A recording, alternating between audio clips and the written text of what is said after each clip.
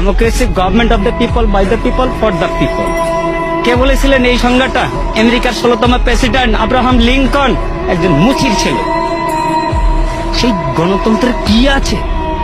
আপনি নিশ্চয় বলতে পারেন আমি কম বেশি শিক্ষিত। অবশ্যই কিছু শিক্ষিত। আমার হাতে কি রিক্সা? কেন? আমি ভালো কিছু করার কি আমার যোগ্যতা নাই, দক্ষতা নাই? আছে, কিন্তু আমার যাচাই বাছাই করার আমার প্ল্যাটফর্ম পাইনি। তার আগে ওনারা খেলা শুরু করেছেন, খেলা হবে, খেলা হবে। আরে কি খেলা হবে? আপনি কি খেলতে চান? কি খেলতে চান? আমরা তো এই দেশের জনগণ, সাধারণ মানুষ।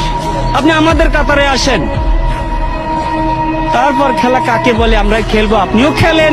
দেশ স্বাধীন হয়েছে, এই স্বাধীনতার দলিলটা কার কাছে আছে? দলিলটা কার কাছে আছে? ওই বলেছিলেন না, বুদ্ধ সাহেব বলেছিলেন, যাও তোমার দিল্লির প্রভুদের কাছে যাও। সেই দিল্লির প্রভুদের কাছেই আছে, যে কারণে তোমার ওই মাসি পিসি সম্পর্কটা। আমরা ইলিশ খেতে পারি না, তুমি পূজার সময় 35,000 টন দাও, বৈশাখে দাও, আর ইলিশ দিয়ে তোমরা খাইতে চাও। আমার আছে 42 বছর বয়সে আমি পাইনি আজ পর্যন্ত নিজের হাতে নিজে রোজগার করা টাকা দিয়ে এক পিস ছোট হোক বড় হোক একটা ইলিশ মাছ কিনতে। আরে বৈশাখ মাসে আমরা ইলিশ দিয়ে পান্তাবো কোথার থেকে? লবণ দিয়ে তো খাওয়ার সুযোগ পাই না। মানুষের কমপক্ষে 5টা মৌলিক অধিকার আছে। 5টা মৌলিক অধিকার হচ্ছে: 1, খাদ্য, বস্ত্র, বাসস্থান, শিক্ষা, চিকিৎসা। আমরা কোনটা পাচ্ছি বলতে পারবেন কেউ? আপনারা এখানে যারা আছেন, আমরা কোনটাতে স্বয়ংসম্পূর্ণ আছি?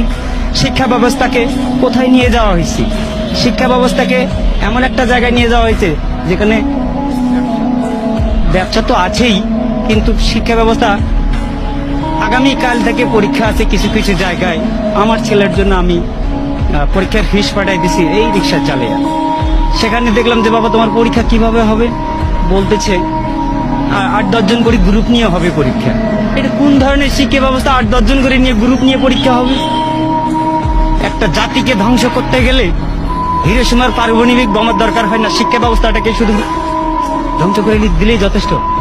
সেই ব্যবস্থাই করে